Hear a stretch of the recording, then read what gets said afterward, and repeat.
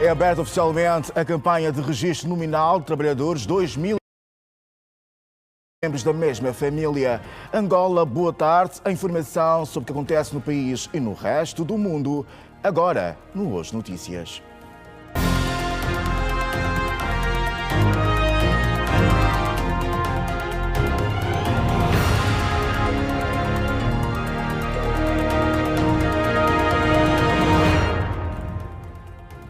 Boa tarde, Angola.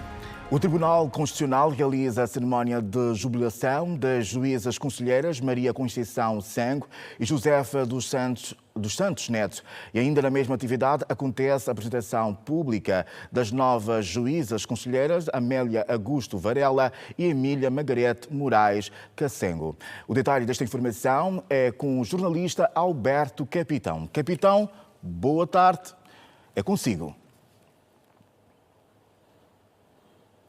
Boa tarde, Adilson. Boa tarde a quem nos acompanha por esta altura. Está a decorrer ainda esta cerimónia de jubilação das juízas conselheiras do Tribunal Constitucional, nomeadamente Maria da Conceição Sango, que já foi jubilada, já impôs também a medalha que simboliza esta função de juíza conselheira aqui no Tribunal Constitucional.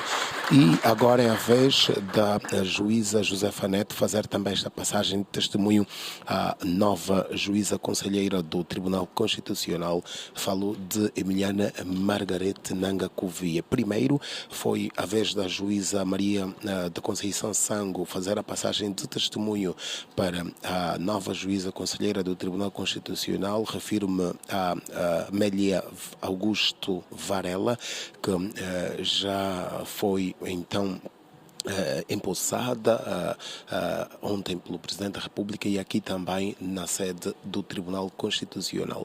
Nas palavras de despedida, a juíza Maria da Conceição e também a juíza Josefa Neto começaram por agradecer os membros da equipa de trabalho que ao longo destes 7 anos contribuíram para o sucesso da sua missão e, na sequência, falaram também dos desafios que enfrentaram ao longo deste período de mandato de 7 anos.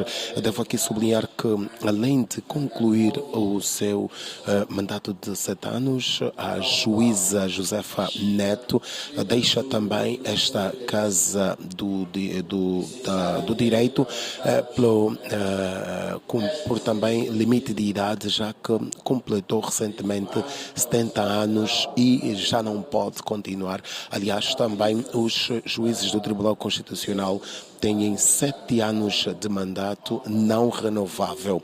Esta cerimónia está a decorrer neste momento a apresentação do currículo da trajetória de trabalho de Margarete Nanga Covia Cassengo, que vai daqui a pouco tomar a palavra para o seu primeiro discurso nas vestes de juíza conselheira do Tribunal Constitucional. Aqui também, nesta sala, assistimos à entrega de presentes, a homenagens que foram feitas às juízas que deixam agora o plenário do Tribunal Constitucional, já que passam a jubilação, mas vão continuar a apoiar, a prestar o seu apoio todo à missão ao funcionamento deste tribunal, já que vão servir como de consultoras, de conselheiras desta instituição, que tem como missão atuar em processos eleitorais, legalização de partidos políticos e dar respostas também a possíveis preocupações, reclamações apresentadas pelos partidos políticos e concorrentes dos partidos políticos em períodos eleitorais. Margarete Nanga Covia é uma docente universitária, foi indicada pelo grupo parlamentar da UNITA e ao passo que Amélia Varela, também docente universitária, foi indicada pelo grupo parlamentar do MPLA, já foi secretária de Estado para a Administração Pública do Ministério da Administração Pública, Trabalho e Segurança Social.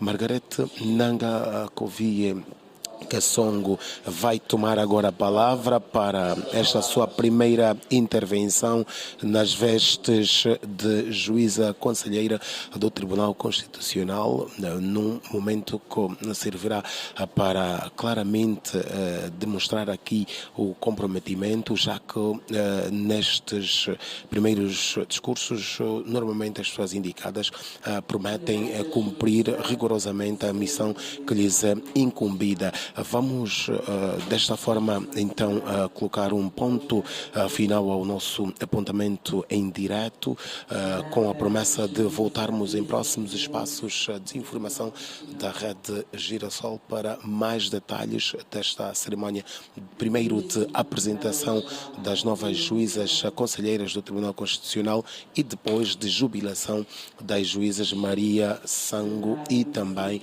da juíza Josefa Neto. Adelson Garcia, é até já, continuação de Ótimo Hoje Notícias. Boa tarde. Boa tarde, Alberto Capitão, também extensiva toda a equipa destacada no local. A Procuradoria-Geral da República juntou nesta manhã juízes magistrados do Ministério Público e forças da ordem pública e segurança para um debate sobre medidas de combate ao contrabando de produtos petrolíferos. O nosso colega Horácio Bapolo está na Escola Nacional de Administração e Políticas Públicas, onde acontece o evento, e entra em direto para mais pormenores. Bapolo, boa tarde, é consigo.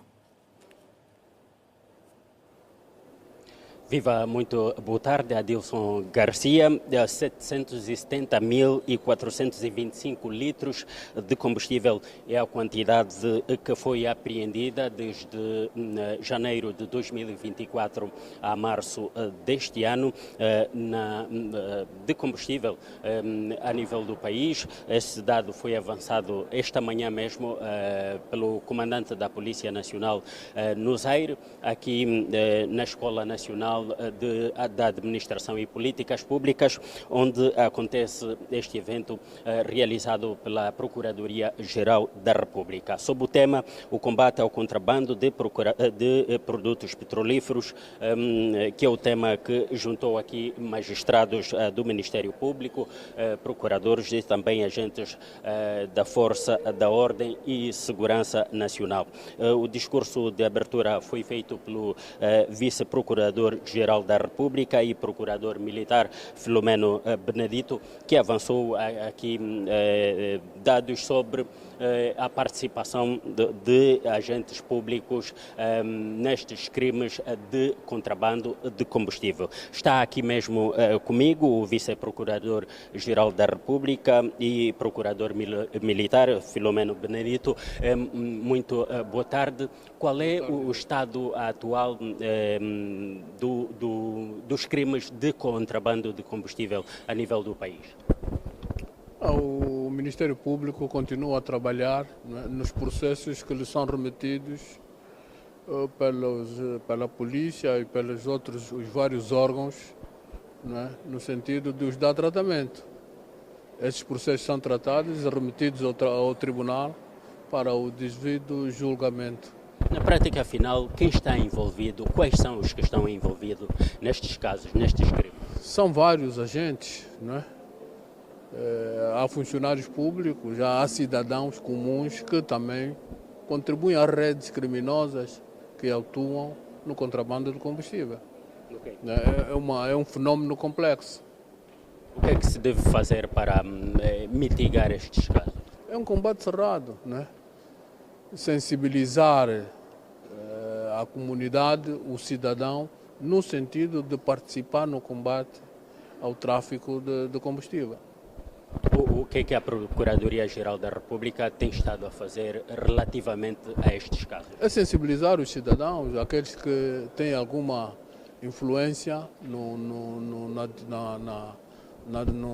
licenciamento, na distribuição, no armazenamento do combustível, no transporte, né, no sentido de terem uma prática, né, cívica e moral que não permita que o combustível que é empregue para as atividades comerciais possam transbordar para as fronteiras do nosso país. A lei é justa ou deve ser um pouco mais pesada? Não, a lei é justa e está conforme. Okay. O comandante da polícia na província do Zaire citou aqui que Cabinda e o Zaire são as províncias com mais prática de contrabando. A Procuradoria-Geral da República tem estado a receber muitos casos destes? Sim, são vários os casos, foram ali citados os casos, né, registrados pela polícia ao longo de 2024 a março de 2025. Sr. Procurador, qual é o objetivo desta atividade afinal? Não é sensibilizar os vários setores, né, do Estado, no sentido de imprimirem forças, né, para o combate ao contrabando de combustíveis. O que é que os agentes públicos vão ter ao sair daqui deste debate? Há um conjunto de setores que estão a trabalhar no sentido de criar sinergias, no sentido de se tornar eficaz o combate ao tráfico de combustíveis. Ok. Muito obrigado e boa continuação, Sr. Procurador-Geral, Vice-Procurador-Geral da República, Dr. Filomeno Benedito, aqui a avançar alguns dados sobre a realização deste debate que juntou aqui vários agentes entre Polícia Nacional e também magistrados do Ministério Público. Nós continuamos aqui a acompanhar este evento e outros detalhes nós voltaremos a trazer nos próximos serviços de informação da Rede Girassol. Boa tarde. Boa tarde, obrigado. Tomamos boa nota, Bapulo. Decorrem até ao dia 12 do corrente mês, no Palácio da Justiça, as jornadas técnico-científicas organizadas pelo Tribunal de Contas, que visam saudar os 24 anos da existência da instituição, com foco no controlo externo e avaliação de políticas públicas para a primeira infância. As políticas públicas voltadas para as crianças e adolescentes visam garantir o desenvolvimento integral, a proteção e o acesso à oportunidade de aprendizagem e não só. Na sua intervenção, que deu início às jornadas, o ministro de Estado e chefe da Casa Civil do Presidente da República, Adão de Almeida, disse que é tarefa fundamental do Estado efetuar investimentos estratégicos para o desenvolvimento da criança e dos jovens. A concretização destes comandos constitucionais impõe a adoção de políticas públicas de proteção da criança, particularmente na primeira infância, numa perspectiva transversal. No nosso país, a criança goza de proteção especial, sendo de destacar os 11 compromissos com a criança, os quais corporizam um conjunto de medidas de política de caráter multissetorial que visam promover e assegurar os direitos da criança. Para sua materialização, o Executivo aprovou em 2024 a Política Nacional para a Primeira Infância. Adão de Almeida acrescentou ainda que o controle da taxa de natalidade e mortalidade é um dos compromissos do governo, bem como a segurança alimentar através do programa de merenda escolar que disponibiliza alimentos para as crianças, particularmente as mais carenciadas. A implementação dessas políticas permitiu, por exemplo, uma diminuição substancial da mortalidade de crianças menores de 5 anos, tendo baixado de 68 para 52 por 1000 nascidos vivos e de menores de 1 ano de 44 para 32 por cada 1000 nascidos vivos. A segurança alimentar e nutricional é outro compromisso importante assumido pelo Estado angolano, com o objetivo de garantir que as crianças tenham, a todo momento, disponibilidade de alimentos com qualidade e variedade. Durante as jornadas foram rubricadas as assinaturas do Protocolo de Cooperação entre o Tribunal de Contas de Angola e do Brasil, com destaque para o Memorando de Entendimento para a implementação do Plano para a Primeira Infância entre o Tribunal de Contas e o Executivo, representado pelas ministras da Educação, Saúde, Finanças e Ação Social. Ao associar-se ativamente à promoção de programas de educação, saúde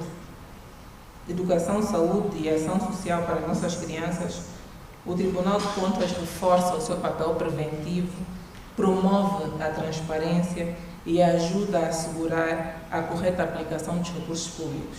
Queremos dizer aqui que o nosso trabalho começou, sentimos a necessidade de envolver outros atores. Surgiu assim a Política Nacional para a Primeira Infância.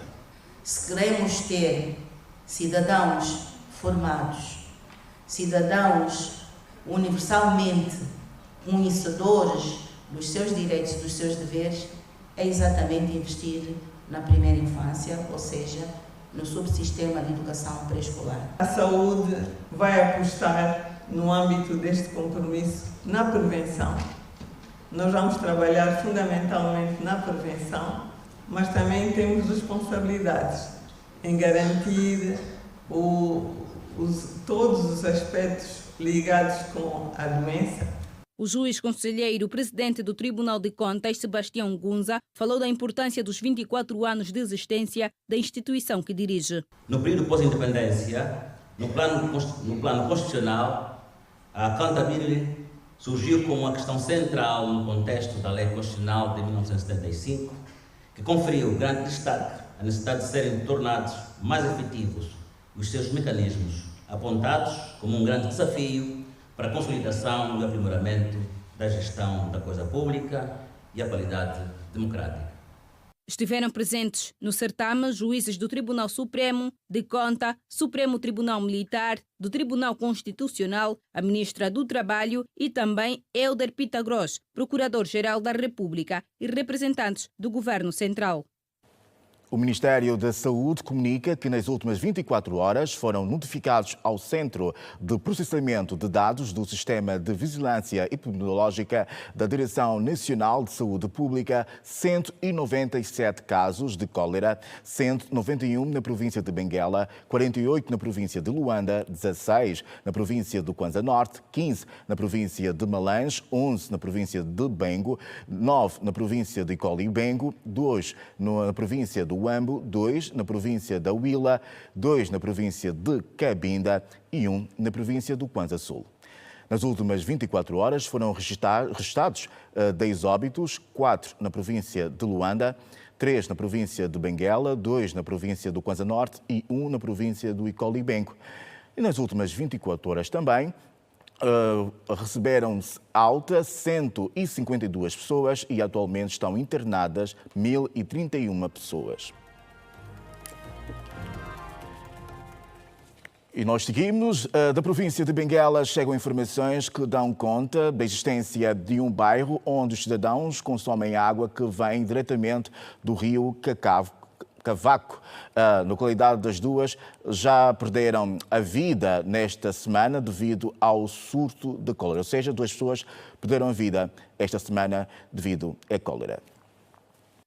A situação é gritante no bairro da Mina, a poucos quilômetros da periferia da cidade de Benguela, onde não existe água corrente e os cidadãos são obrigados a consumirem água extraída diretamente do rio Cavaco. Este cidadão é residente na referida localidade e sua família foi afetada com a doença da cólera, que já levou 2 dos membros da família e outras encontram-se isoladas em acompanhamento hospitalar. Já mostrou-se, o meu pai já acabou de falecer, dizendo que foi também com a mesma doença. Foi encaminhado para lá, para o Centro da Graça. Então, não tarda, sequencialmente, no dia seguinte, também seguiu-se um jovem, na qual ele faz parte também da família, também com os mesmos sintomas, caminhando para lá. Então, isso preocupa-nos bastante, queremos que as autoridades que chegam imediato, porque senão toda a gente poderia acabar de ser infectado com essa mesma doença. Nesta altura, qual é o contexto do vosso bairro? Bem, o nosso bairro, olha, está num contexto precário, porque estamos sem água potável. Nós consumimos a água do rio Cavaco. Quando o rio estiver seco, então vamos arranjar aos meios de motobomba, onde vamos conseguir carregar nossa água. Então precisamos que desse ajuda para assim socorrer, para dar mais subsídio à nossa vida, nós que estamos como moradores do bairro da Mina. A par desta realidade triste está também a preocupação dos cidadãos em Benguela, pelo número de casos que a província tem vindo a registrar sob o silêncio das autoridades de saúde pública em Benguela. É uma situação muito preocupante como cidadão e como munícipe na província de Benguela, sobretudo no município de Benguela. Caso essa situação, é a responsabilidade do governo, porque é o governo que, numa outra hora, dizia que todo o país teria água para todos, e visto que nos últimos anos a água já onde passava, há bairros que passava água, agora já não passa nas torneiras, e os cidadãos, o único recurso que têm é de sobreviver ou de recorrer os caminhões, aqueles que fazem o negócio da venda d'água, mas também às vezes tiram em lugares impróprios que depois o próprio cidadão está em uso desta própria água. A Rede Girassol em Benguela tentou, vezes sem conta, o contacto com a Direção Provincial da Saúde, mais concretamente o Departamento de Saúde Pública, para reagir aos casos de cólera que têm vindo a subir nos últimos tempos na província de Benguela.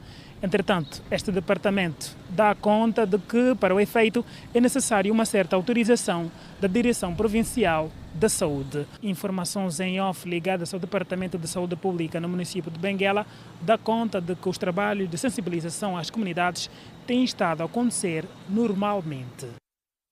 A nossa equipa ouviu munícipes em Luanda sobre os passos que o país tem dado no sentido de elevar a expectativa de vida e eliminar fatores que condicionam a longevidade. Dados da Organização Mundial da Saúde indicam que a média de vida em Angola é atualmente de 61 anos de idade. Alguns populares defendem que o país deve tudo fazer para elevar a cifra e se continuar a apostar seriamente na saúde, na melhoria do saneamento básico e na autoeficiência alimentar. A esperança média de vida em Angola é de 64,9 anos à nascença, segundo o Observatório de Saúde de Angola da UAFRO. O Ministério da Saúde prevê que este valor aumente para 63 anos até 2027. Em 2020, a expectativa de vida em Angola era de 61 anos, de acordo com a OMS. Face a esses números, a Rede Girassol ouviu profissionais de saúde que consideram que fatores como a falta de saneamento básico, a distribuição deficitária de água potável e o consumo excessivo de álcool concorrem de forma negativa para o decréscimo da esperança média de vida no país. O problema de saneamento básico é um problema muito, mas muito pertinente no nosso país. Naquilo que está relacionado à água, infelizmente, muitos de nós não temos água potável. Ainda temos água não tratada e com restos de salmonelas, de fezes de animais que chegam em nossas casas. Um desses problemas é a cólera. Isso, de certa forma, pode também diminuir a longevidade. Eu falei do alcoolismo, que é um ponto muito importante, e nós sabemos que a nossa população é maioritariamente juvenil e quase uma boa parte dos jovens estão envolvidos no alcoolismo e também pode diminuir a nossa estimativa de vida.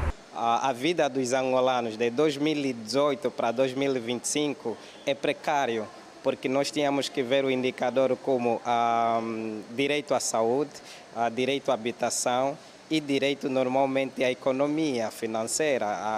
Neste momento estamos a falar da renta per capita dos familiares. Está a ser muito difícil que isso, comparando com a média atual de vida de 61,9%, para nós, acadêmico, não bate certo. Para os especialistas, é fundamental que as autoridades sanitárias reforcem as palestras sobre a importância do cumprimento do programa de vacinação das crianças para se reduzir as altas taxas de morte neonatal. Os cuidados com os alimentos industrializados também mereceu um olhar atento dos profissionais de saúde.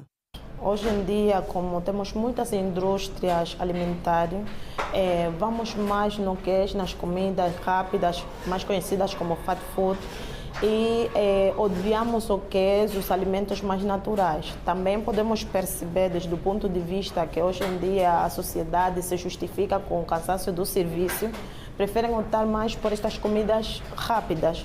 mas sim ter a precaução de que isso nos prejudica mais na saúde. E, sobretudo, nos hospitais, dar palestras nas mães sobre que é prevenção na saúde materno-infantil. Assim podemos diminuir nas mortes neonatais. Muitos alimentos industrializados, para melhor poder fazer a distribuição, esses alimentos são refinados. Quer dizer que a estimativa de vida para 61 anos de idade, até certo ponto, ele é benéfico, mas esses 61 anos vão ser trazidos com problemas de câncer, que são chamados doenças degenerativas, doenças não infecciosas, que podem, portanto, levar as pessoas a ter uma velhice com muitas doenças. Controlar a taxa de nascimento. Quando há maior pico de taxa de nascimento, natalidade, significa que a nível do indicador de saúde a gente deve acompanhar a taxa de natalidade. Porque se a gente não acompanhar o pico da taxa de natalidade, poderíamos ter mais mortalidade infantil, por exemplo, dos 0 aos 5 anos. É o que está acontecendo atualmente. Importa salientar que o Ministério da Saúde prevê até 2027 reduzir a taxa de mortalidade infantil em menores de 5 anos de 69 para 51 em cada 1000 crianças. O momento agora é para o intervalo. Voltamos logo a seguir. Volte conosco também.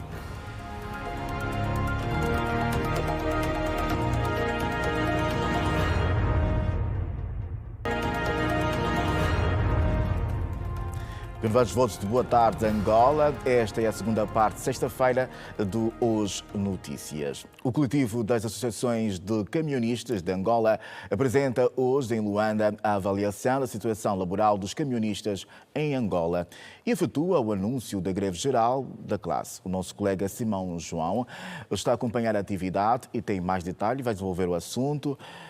Simão João, boa tarde. O desenvolvimento deste assunto é agora consigo. Exatamente. Boa tarde para si, para quem nos acompanha. É de um assunto que preocupa a classe dos camionistas que, reunidos hoje em conferência, estão aqui a analisar a possibilidade da paralisação dos serviços dos camionistas, isto em função da subida do litro do preço do combustível a 300 kwanzas e também aqui a questão das más condições laborais. Mas eu vou agora à conversa com Antônio Gavião Neto, ele é o presidente da Comissão Executiva da Associação dos Transportadores de Mercadorias de Angola. Muito boa tarde, estamos em direto para a Rede Girassol. Aqui os camionistas a reivindicarem esta situação relacionada a más condições laborais e também a questão relacionada à subida do preço do combustível, o gasóleo, no caso a 300 kwanzas. Pretendem paralisar os serviços tendo em conta essas questões todas já aqui abordadas? Bom dia a todos os telespectadores da Rede Girassol. Em primeiro lugar, agradecer a preocupação que nos brindam de prestarmos alguma informação, não só à cidade de Luanda, como a todo o país também. Nós, neste momento, vamos analisar a situação. Estão reunidas aqui as associações que dizem respeito à defesa dos camionistas. A Troma é a Associação dos Transportadores Rodoviários de Mercadorias de Angola, quer dizer que representa as empresas transportadoras e, com base nisso, a Troma vai apresentar também o seu posicionamento às associações congêneres. E vamos ver se, com o desenrolar dos trabalhos hoje, cheguemos então a uma decisão definitiva de como agir no futuro, diante da situação de aumento gradual do subsídio ao combustível, o gasóleo, por exemplo. Vocês aqui, portanto, tencionam de facto paralisar caso não haja algum consenso após esta reunião que junta aqui cerca de 40 a 50 camionistas? Bom, não é possível prever ainda já e agora o desfecho final da reunião que estamos já a começar. Mas estou a pensar que o objetivo é fazer um alinhamento no sentido de o Executivo entender que a indústria de caminhonagem é a indústria responsável por todo o movimento logístico da nação e a ele deve prestar uma atenção bastante especial. Temos problemas ligados ao custo do frete, temos problemas ligados à circulação dos caminhões congoleses por Angola, temos o problema da proibição dos transportadores rodoviários de mercadorias de Angola circularem no território congolês. Portanto, toda essa problemática nós hoje havemos de passar em revista. Mas nesta altura, o frete que vocês fazem não vai de acordo àquilo que são as vossas necessidades, as despesas em si? Perdemos o sinal do nosso colega Simão. A qualquer momento podemos voltar, mas por agora saiba que o ministro da Administração do Território está em Benguela desde ontem em visita de trabalho. Na sua agenda constam várias atividades, entre as quais a orientação do lançamento da Semana de Desenvolvimento Local e ainda a orientação do encerramento da formação dos administradores adjuntos. O jornalista António Mateus acompanha esta jornada do MAT e traz mais detalhes. Mateus, boa tarde. É consigo agora.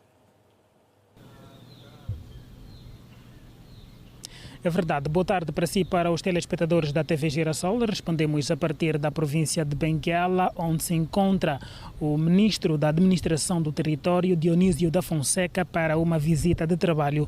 O ministro, que trabalha desde ontem nesta província, está a realizar encontros e visitas no âmbito também da divisão político-administrativa. A saída do encontro com o governador provincial de Benguela, o ministro da Administração do Território apresentou alguns dos objetivos da sua presença aqui na província de Benguela. Vamos acompanhar extratos da entrevista concedida aos jornalistas.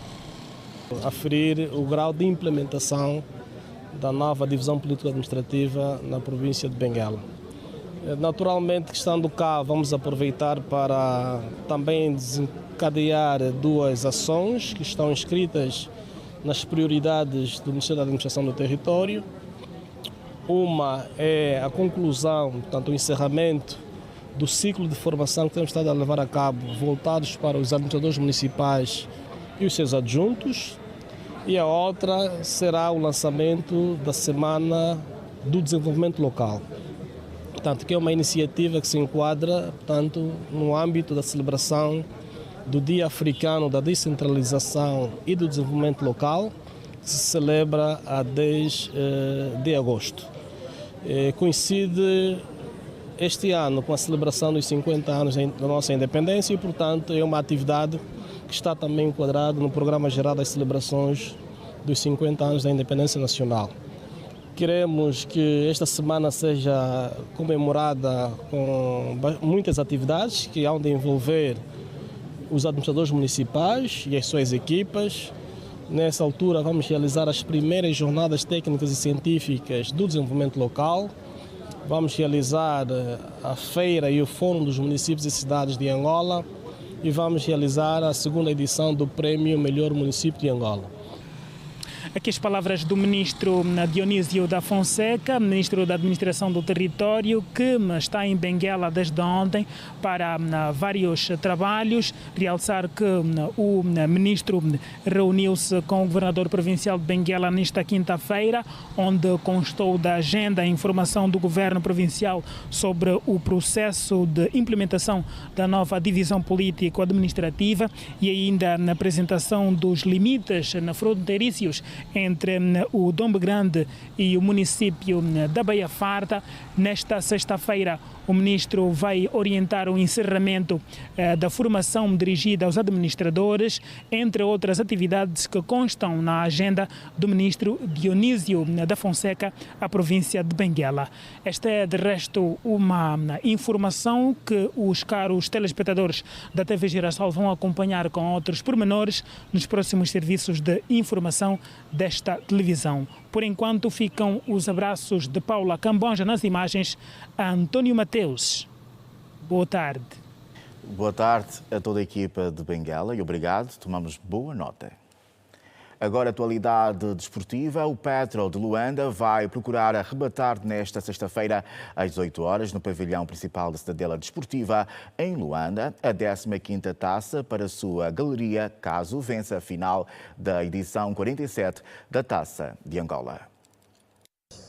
Depois de ter perdido a final da Taça de Angola do ano passado, chegou o momento do Petro fazer diferente. O treinador principal da equipa do Eixo Viário, Sérgio Valdemilhos, em conferência de imprensa realizada nesta quinta-feira, garantiu que estão a 90% de conseguirem alcançar mais um dos objetivos da época. Nosotros tenemos bastante ganas de ganar la tasa porque el año pasado no la ganamos, ¿no? Entonces es uno de los objetivos que tiene Petro este año. Ganar la tasa y debemos de estar para mañana, después de todo el trabajo de haber ganado 1 de agosto, de haber ganado Lobito. Teóricamente nosotros venimos de un sorteo donde es bastante más complicado que la otra parte y necesitamos estar en el mejor de nuestro equipo para poder ganarla.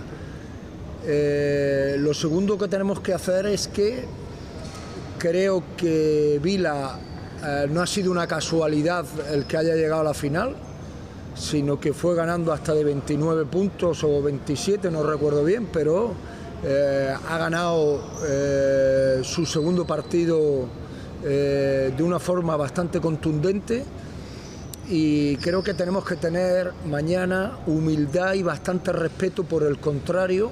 Já ao extremo oposto, Boubacar Gakou, que está como jogador líder na percentagem de 3 pontos, com média de 47,0, olha para este duelo como bastante competitivo e sente-se super motivado. Sabemos que vamos encontrar um Vila forte, motivado e com muita energia. O treinador tem nos preparado durante a semana toda para encarar esse jogo com a máxima responsabilidade possível, para que possamos erguer a taça na sexta-feira.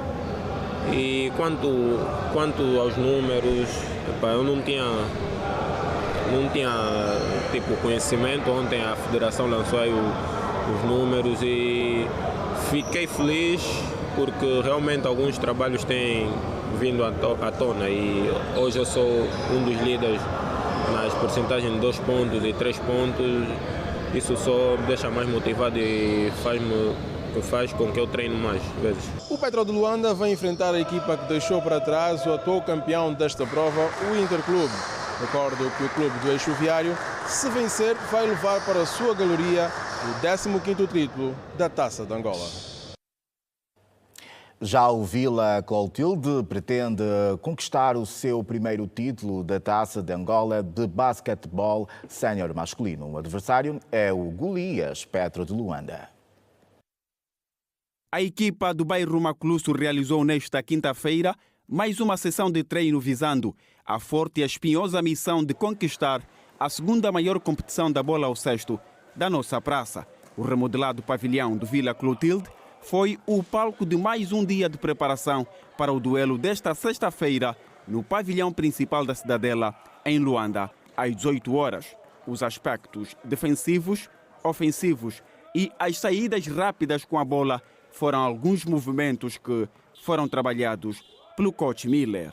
Depois de ter superado nas meias finais, o detentor da prova, o Interclube, o técnico do Vila Clotilde, João Alfredo Batista, Miller, garantiu que estão a pensar única e exclusivamente na conquista da primeira taça de Angola da história do clube, mesmo sabendo da montanha que terão de escalar. Estamos a trabalhar os mesmos processos que a malta tem trabalhado durante esta época desportiva, não mudamos nada, apesar que vamos jogar uma final de uma taça, estamos a trabalhar da mesma forma.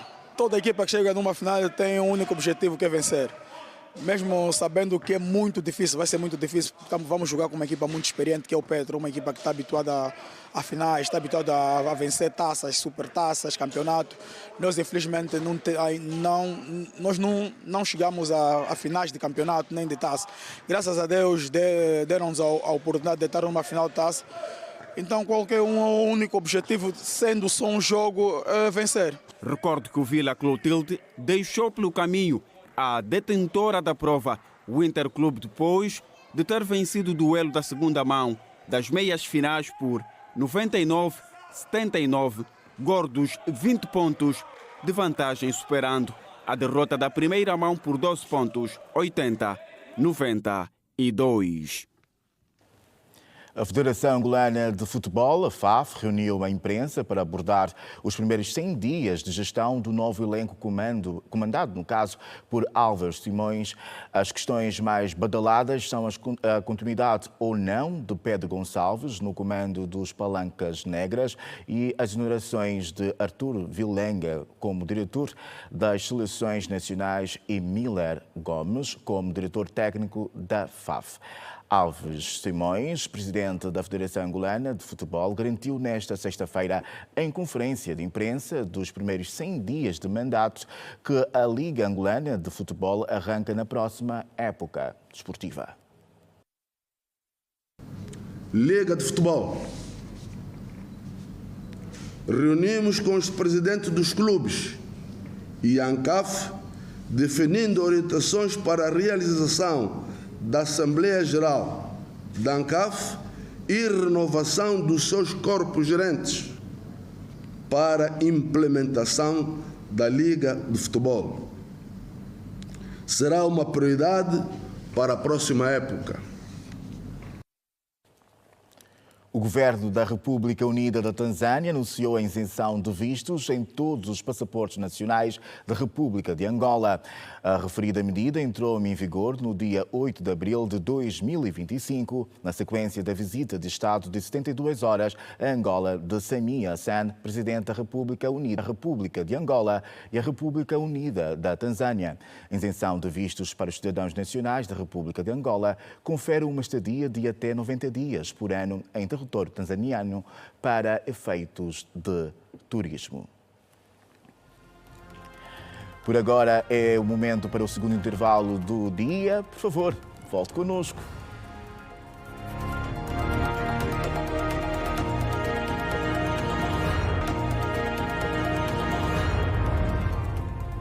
Seja bem-vindo de volta à terceira parte da edição de sexta-feira do Hoje Notícias. Agora vamos começar com a atualidade internacional. Queda de helicóptero em Nova Iorque mata 5 membros da mesma família e o piloto. A família realizava uma visita guiada de helicóptero sobre a cidade de Nova Iorque. Acompanha também nesta mesma nota outras internacionais. É consigo. A China voltou a responder aos Estados Unidos da América e decidir aumentar para 125% as tarifas sobre os produtos norte-americanos. A medida deve entrar em vigor amanhã, avança a Reuters. Pequim afirma que os direitos aduaneiros dos Estados Unidos da América contra a China, que totalizam agora 145%, desafiam as leis econômicas básicas e o senso comum. A decisão acontece depois de a China ter anunciado que iria impor, a partir de quinta-feira, tarifas de 84% aos bens norte-americanos. O Ministério das Finanças chinês afirmou na altura que as novas taxas se aplicavam para além dos 34% anunciados anteriormente sobre as importações dos Estados Unidos da América. A guerra comercial entre as duas maiores economias do mundo intensificaram-se rapidamente numa altura de grande volatilidade dos mercados. A China insiste que não quer uma guerra comercial, mas que não tem medo de a enfrentar se necessário. Um helicóptero despenhou-se na tarde desta quinta-feira no rio Hudson, em Nova Iorque, Estados Unidos da América, tendo resultado na morte de todos os ocupantes. No interior do helicóptero seguiam 6 pessoas, o piloto e 5 turistas espanhóis. As identidades das vítimas foram reveladas. Trata-se do ex-CEO da Siemens Espanha, a sua mulher e os seus 3 filhos, de 4, 5 e 11 anos. A família realizava uma visita guiada de helicóptero sob a cidade nova-iorquina a bordo de um aparelho pertencente à empresa turística New York Helicopter. A causa do acidente ainda não foi confirmada, mas ao Daily Mail, um responsável pela equipa de helicópteros disse que momentos antes o piloto tinha entrado em comunicação com a empresa, informando de que não tinham combustível e que teria de regressar à base. A viagem de regresso deveria demorar 3 minutos, mas passados 20 minutos o helicóptero ainda não tinha regressado. Este sábado, 12 de abril, cerca de 850 mil eleitores gaboneses são chamados às urnas para eleger o próximo presidente da República, marcando o fim oficial do período de transição iniciado após o golpe de Estado militar de agosto de 2023. O escrutínio é apresentado como um passo decisivo para o regresso à ordem constitucional e à governação civil, mas o contexto político levanta dúvidas sobre a real abertura democrática do processo. O general e atual presidente da transição, Brice Oligui Nguema, surge como candidato em vantagem. O último ano e meio liderou o golpe que depois Ali Bongo Ondimba e assumiu a presidência interina. No final de 2024, promoveu uma revisão constitucional para permitir que os militares em função pudessem concorrer a cargos políticos, abrindo caminho à sua própria candidatura. No entanto, a corrida eleitoral conta com mais 7 candidatos que procuram apresentar alternativas à liderança de Brice Oligui Nguema. Entre eles destaca-se Alain-Claude Biliba Nzé, antigo primeiro-ministro de Ali Bongo, que se posiciona como candidato da ruptura. O porto de Luanda recebeu nesta sexta-feira um navio cruzeiro proveniente da África do Sul com cerca de 980 passageiros a bordo, sendo a maioria de nacionalidade norte-americana. Os turistas demonstraram entusiasmo e curiosidade em conhecer algumas das principais cidades e pontos turísticos da capital do nosso país. Entre os locais de visita estão a Ilha de Luanda, o Miradouro da Lua e a Barra do Kwanza. Ao sair a bordo, o ambiente era de animação, com os visitantes ansiosos por explorar a cultura, gastronomia e as paisagens naturais de Angola. Sim, é a minha primeira vez aqui. Nós apenas gostaríamos de ver o básico, a história, as pessoas, a música manifestada durante as danças daqui.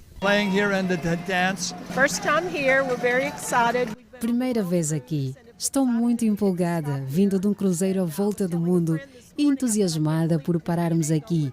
E é para dizer aos amigos que eu não estou a acreditar que estou em Angola hoje.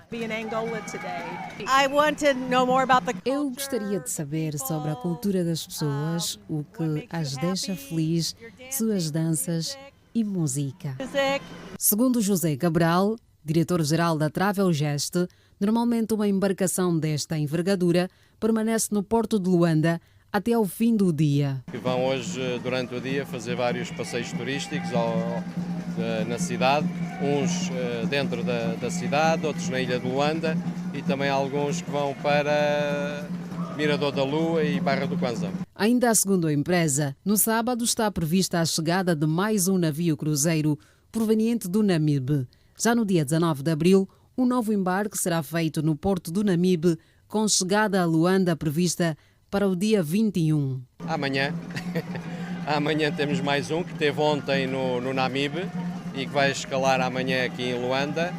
Temos outro no dia 19 de abril também no Namibe, que estará aqui dia 21 também. Após a passagem por Angola, o navio vai seguir viagem por outros pontos da costa africana, tendo como destino final a Inglaterra.